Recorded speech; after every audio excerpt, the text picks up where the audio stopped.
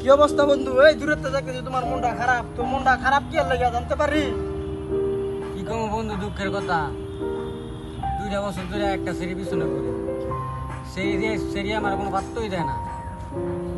কি করবো, অবস্থা আছে না বন্ধু, তুমি আমার একটা উপায় দাও।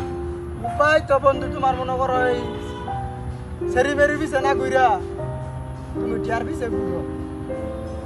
যেটা করলে তোমার কামে দিব, তুমি সেরির পিছে তোমার মাথা তো ফালাই দাও, তুমি টিয়ার পিছে ঘুরো বন্ধু।